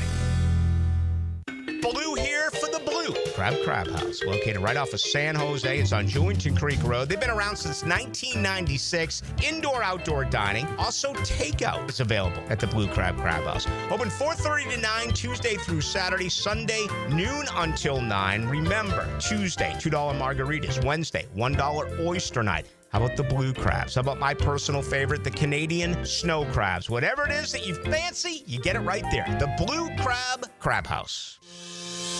For the first time ever, Beard's Diamonds brings you names like Rolex, Cartier, Van Cleef, and Tiffany. And Hicken here. It's happening this week, Thursday through Sunday, a 4-day premium estate jewelry event. Have you heard about it? Spectacular buying opportunity. Ready to own the Rolex of your dreams? Beard's buyers have scoured the country, handpicking high-quality pre-owned Rolex watches. All the hard-to-find models, submariners, Datejust, Sky Dwellers, Yacht Masters, over 100 pristine Rolex timepieces to choose from. Plus, showcases filled with Tiffany rings, Cartier necklaces, Van Cleef pendants, exquisite rare gemstone pieces. It's the finest estate jewelry in the world. And for this special event, Beards is selling loose diamonds at unheard of prices. 1 all the way to 10 carats, dazzling rare diamonds, marked down to rock bottom. So many amazing prices of jewelry all in one place. Killer prices. Don't miss this unprecedented event. The finest names, Thursday through Sunday. Beards Diamonds, your local jeweler for more than 4 decades at the St. John's Town Center. Helmets and Heels calls on Jags former middle linebacker Tom McManus to elevate your afternoon. He's the best. Guy's got it all. Catch the pros' point of view afternoons 2 to 4 on 1010XL. Fought for you by Green Law Group, for the injured, fighting for you. Learn the secrets to bring your A game on the Edwin Watts Golf Hour. Yeah, well, you really crushed that ball off the tee, I'll tell you what. Learn the latest on new equipment from all the major manufacturers on the Edwin Watts Golf Hour. Saturday morning at 10 on 1010XL. You waited forever for your new fence. Then strangers show up. Subcontractors rushing the job. Sent by the company you trusted. Frustrating, right? Superior Fence and Rail promises better. They're professionally trained builders. Deliver quality you can trust. No subcontractors, no shortcuts. Just the superior craftsmanship your home deserves. When you're on the fence, about a fence, superiorfenceandrail.com. On game day, you trust your team. On storm day, trust the people's roofer, Morgan Conley Roofing. Born here, built here, staying here. MorganConleyRoofing.org. License number CCC 1333544. 1010XL and the Jacksonville Sharks congratulate Episcopal running back Levi Ritter for being selected the True Vet Solutions High School Player of the Week for his outstanding performance against Stanton. Levi rushed for 199 yards and scored 3 touchdowns. 1010XL, presented by Farah and Farah, exclusive injury law firm of the Jacksonville Jaguars. Focused, fueled, fearless, Farah. Now, the cool down with Donovan Air Electric and Plumbing, keeping Jack's cool since 1987. Back here on 1010XL and 92.5 FM in the city of Jacksonville, we are glad you are with us.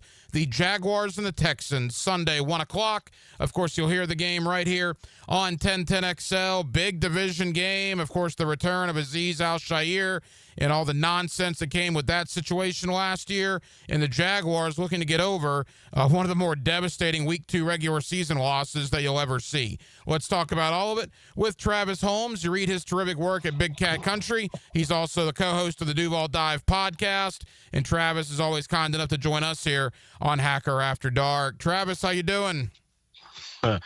Hey, man, I wish we were talking on better terms, but I'm still doing good, though. Yeah, I mean, go back to Sunday. That was borderline ridiculous to lose that game in the fashion that they did. There's a lot of branches that came out of that game. Certainly BTJ, the Liam Cohen, Trevor Lawrence thing that nationally is trying to be made to be a big deal. We'll talk about all of that, but just a broad overview. What a way to lose a football game. Oh, man. Yeah, that was rough. And it was the weirdest thing. As I'm watching the game, I'm talking to a few of the fellows that I'm with, the guys over at Happy Hour Sports and the Men in Teal podcast. We're all just talking about the game. And I'm like, it's weird that I feel so much better about the outcome of the game earlier on with Joe Burrow in the game than I feel with with the backup quarterback. And I think that's the weirdest part of all of this, just because how much Burrow was struggling with this defense, to then have again Jake Browning come into the game and just dominate while the Jaguars defensive backs and defensive staff kind of figure out how to maneuver with him in the game. So that was the biggest. Obviously, I think that was one of the biggest takeaways for most people from the game. The fact that you have Browning able to do this a second time against this Jacksonville Jaguars team, it brings about that PTSD for the fan base and probably for many of those in the media even. Yeah, look, there's no doubt. I mean, watching that game, you just knew the Jaguars were going to lose. Like, I even put on Twitter, this will be the most Jacksonville loss ever.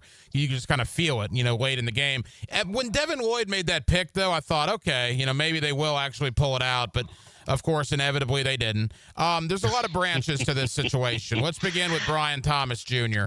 That was not good on Sunday, Travis. There's no sugarcoating it. That was not good. I know Liam Cohen said on Monday and also after the game Sunday that he needed to talk to BTJ. Suddenly there's a wrist injury that has come up. I don't know if that played any factor in it. But when people are questioning whether you want to get hit, which is what people are questioning with Brian Thomas Jr., that's not good for what is considered to be a very good NFL wide receiver. Again, the whole BTJ situation, what did you think of that? I mean, it's not good at all. Like, I don't think there's any way you can spin that in any fashion to say that this is a good thing. This is not a good thing when you have your quarterback one, your wide receiver one going into the season, just not on the same page. But more importantly, when it gives the impression, whether or not it's true or not, the impression that he is shying away from contact. And looking at the film, it feels a little bit more than an impression. Honestly, it feels very clear on a few of the plays, especially when you're talking about the end zone target where he doesn't go up to try to secure the ball. He kind of just puts one hand up and kind of tips it there in the fourth quarter. That's a more difficult one to swallow. I actually give BTJ a little bit more grace on the one that became an interception that he tipped the ball. And Liam Cohen said it on Monday. Like, if you're going to throw that ball from a quarterback's perspective, you probably want to put it on the receiver's chest. There's a safety barreling down on him, and maybe that's the difference of communication, where I'm thinking the receiver's trying to throttle it down right inside of the zone, thinking that he's open. At the same time, the quarterback's throwing the ball, and he leads him a little bit towards that's more of a reaction play. I give him grace there. I just don't give him grace when you're not going up for the ball in the end zone and you have that opportunity to make a catch for a touchdown that potentially could win you the game, and you don't go up for that ball, and instead, it ends up being an incompletion. Like, that's one of those ones that make it a little bit harder. But overall, I think he'll bounce back. I do believe in BTJ, the talent, and I do believe in BTJ, as the athlete and the person. It's just the film is the film. And if you're grading that film, that's hard to swallow. It is. Travis Holmes, Big Cat Country, also the Duval Dive podcast with us here on 1010XL in Jacksonville. All right, the BTJ story aside, nationally, I know Rex Ryan on ESPN, some others as well, trying to make a big deal about the interaction between Liam Cohen and Trevor Lawrence. I know both guys downplayed it on Sunday. Liam Cohen downplayed it again on Monday in a pretty amusing manner, I thought, listening to his press conference. So they're saying all the right things. Look, I don't think there's any issue at all between Liam Cohen and Trevor Lawrence. In fact, Travis, I love that Liam Cohen is that passionate, because we certainly didn't see that with Urban Meyer or Doug Peterson. I applaud Liam for showing that sort of passion. But nationally, people are trying to make a big deal out of this. What's your thought? I mean, nationally, people are going to try to make a big deal because we have a 24/7, news cycle, and they have to talk about something. But most of these, if you think that these things are big deals, then you probably haven't spent much time in an NFL locker room, much time in a college locker room, maybe not even much time in an NFL locker room, because this is something that happens in locker rooms of most competitive sports all the time. There's going to be conflicts. There's going to be communication things where they have to kind of get on the same page. This is a man's sport. This is an aggressive sport with gladiators. and that sometimes includes the coaches, where these guys have to get on the same page and they got to talk to each other and bump chests and and gorilla hit their chests and everything else and figure it out. And that's okay. If my coach wasn't, to your point, that ecstatic, that excited, that passionate about it, maybe I don't want to like that coach. Maybe I don't have the right coach coaching me.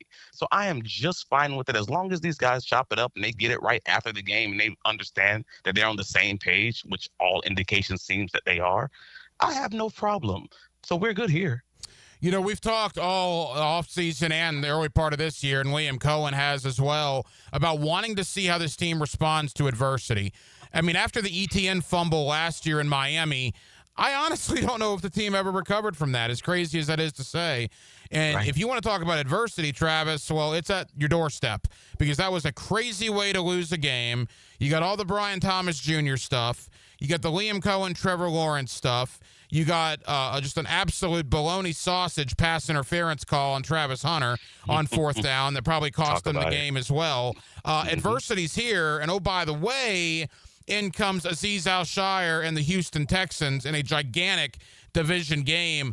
I am fascinated to see how this Jaguar team responds on Sunday. Oh, as am I. I mean, if you're talking week by week adversity, it's absolutely on your doorstep. And but just to be honest with you, I thought that while I know Liam on Monday stated that it wasn't adversity within the game, that he didn't feel that they had to necessarily overcome adversity in that way, I surely disagreed. I thought that they absolutely needed to overcome, maybe not adversity, but absolutely quicksand. And if you know what, for those who've seen the different speeches from different NFL and college players, where they've been quoted in movies. Like, it's one of those situations where things go bad and they just don't seem to be coming back, and you just don't know how to get out of that kind of scenario. That's what it felt like in this game when Joe Burrow left the game, and all of a sudden, again, you have that basically a good quarter of the game where the Jaguars just couldn't figure it out and how they were going to kind of attack Jake Browning in this one. And then you have basically a 25 to 28 point swing. If you're looking at turnovers and points off turnovers for the Jaguars, when you have a De'Ami Brown TD drop where they don't score, you have the BTJ fourth down drop, and then the first quarter red zone interception. Those again, just that's three plays that could have if the Jaguars were able to capitalize, that would have cost them up to 21 points. And then you're having, defensively, you have the Chase opening TD where Tyson Campbell lines up in press man, and he gives up the inside leverage, doesn't get a hand on Chase. I've never even seen that from Campbell before. Like, he's normally pretty strong at the line of scrimmage and press alignment, and then he's later beat off the line for a 42-yard TD from T. Higgins. Like, going into the week, those were literal examples that Cohen stated, like, hey, these guys are going to make these plays. How are you going to bounce back to them? That's adversity. Those were literal examples that he provided. Well, the team did bounce back. I want to be very clear. So I know he's saying that it's not adversity, but this looks very similar to the exact examples you provided as adverse events. And the team did bounce back. They simply didn't make the plays in those situations where it mattered. And again, that's a 25 to 28 point swing in a game where the other team scored 31. Like, that's the ball game. If they capitalize on those individual 6 situations, that is the ball game. That is how close this Jacksonville Jaguars team is to being, successful and being 2-0 right now. Final moments, Travis Holmes, Big Cat Country, and the Duval Dive podcast. All right, Azeez Al-Shaair and Houston come in on Sunday. Now, a lot of the Jaguar players were not here last year. The coaching staff, for the large part, was not here last year. But the guys that were, Anton Harrison, Walker Little, Ezra Cleveland, Brenton Strange, ETN, obviously Trevor. Emotions for them on Sunday when Al-Shaair makes his return to Jacksonville? I mean, if you don't have emotions on Sunday against the Houston Texans, then you dead inside. Like, I don't know how you don't. Like, this is very similar to when the Jacksonville Jaguars hated the Tennessee Titans, and they were just a good organization. And I'm not trying, that's not to demean the Tennessee Titans, but they're kind of terrible right now. And just honestly, if you have the Houston Texans coming back in after what happened with that hit, and you've been around this organization, oh yeah, I mean, I'm hoping they keep it internal as far as no late hits and things of that nature, no extracurriculars, but there's absolutely going to be something there. And that's just in addition to the normal hate that comes along with just being in this Jacksonville Jaguars fan base, being on this Jacksonville Jaguars team and just not liking most of the teams in the AFC South. There's going to be a little bit extra there. So I definitely agree that it's going to be something, but nevertheless, they got to be here to win the game. Like, they have to be here, just like I said last week, they have to be here to play their game and to not get outside of themselves and do things and force plays and all of those kinds of items. Otherwise, they're going to make mistakes that are abnormal or unnatural to who they are. So be physical, punch them in the mouth, do all the things that you say you are in being that physical team, establishing the run and being a dominant run defense, but also, it's a physical game, so you will have your opportunities to hit the receiver coming across the middle and things of that nature, but just keep it in the rules of the game. Jeff Fisher used to say that this was the Titans' second home field. The Texans can almost say that now. I mean, they win here in Jacksonville, and they win in the craziest ways, whether it's a fullback returning a 90-yard kickoff for a touchdown, or Al-Shaair just destroying in a dirty play Trevor Lawrence, or you go back through the history books. It's crazy how much success Houston's had here. Do you want to change the culture? We always talk about changing the culture, not having Jaguar PTSD, football-wise, as we call it. You go out there on Sunday and you beat the Houston Texans. And if you do that, Sunday's loss won't be forgotten necessarily, but it'll be quickly diminished with a win against Houston. And I think even if you're looking at this from the perspective of maybe not the perspective of the coaching staff, I'll put it in the perspective of the fan base. When you get those murmurs of, hey, did you run the ball enough in this game? Because we averaged 5.1 yards a carry.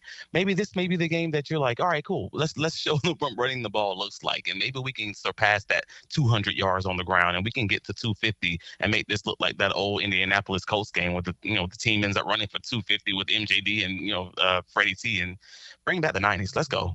Travis, tell us about Big Cat Country. Tell us about the Duval Dive podcast and the coverage you'll have coming into the Houston game on Sunday.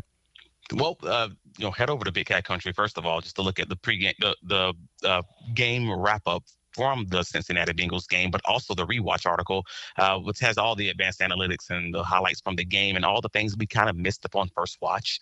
And then we'll have you coverage from all of the different pressers, any updates and injury updates, things of that nature over at bigcatcountry.com. And at the Duval Dive, we just give fans an opportunity to kind of say what they want to say, get those things off their chest, while we also give them some football IQ, some football knowledge, and talk about real football takes and not just the emotions behind being in the fan base. We want to be able to learn something and teach something at the same time. So, head over to the Duval Dive on, YouTube or wherever you catch your podcast with the Believe Podcast Network. And we had a wonderful podcast with Bucky Brooks last week. That was, an incredible hour.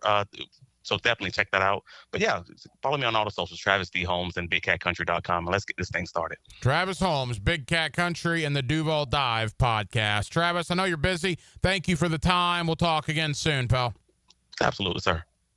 And thank you to Travis Holmes, Big Cat Country, and the Duval Dive podcast for joining us tonight here on Hacker After Dark to take a look back to the loss against Cincinnati and preview the Houston game coming up on Sunday, a very important early season game. I know it's only week 3, but it is a huge game for both teams, particularly the Texans. With a loss would be at 0-3, and it is awfully hard to climb out of an 0-3 hole. So again, thank you to Travis Holmes of Big Cat Country. He's also the co-host of the Duval Dive podcast. We certainly spent a lot of time on that. Also spent some time on Florida, Miami coming up this Saturday night down in Miami.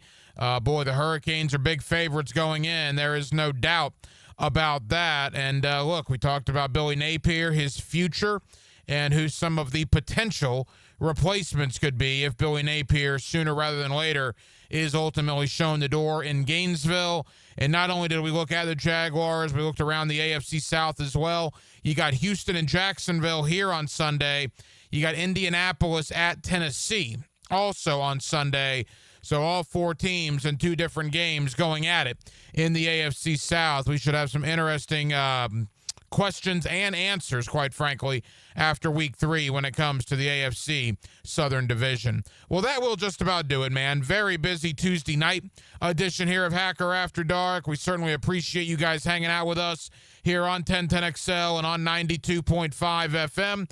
We have a ton of people to thank. Once again, Travis Holmes, Big Cat Country, and the Duval Dive podcast. Thank you to my buddy Mike Hugan, an absolute football encyclopedia when it comes to the world of college football. And we appreciate Mike joining us here tonight on Hacker After Dark.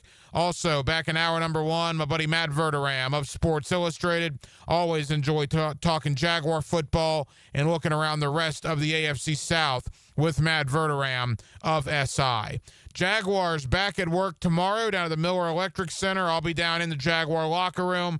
I'll get you some one-on-one conversations, and we will play both of those, those conversations both tomorrow night and on Thursday night editions here of Hacker After Dark. Dylan Denmark was your producer tonight. Dylan, great job as always. I'm the Hacker Ryan Green. And again, Jacksonville, thank you for spending part of your Tuesday evening with us right here on Hacker After Dark on 1010XL and on 92.5 FM. So for all of us here on HAD, have a terrific remainder of your Tuesday evening, and we will talk to you again tomorrow night on a Wednesday beginning at 8 o'clock. Until then, good night, Jacksonville.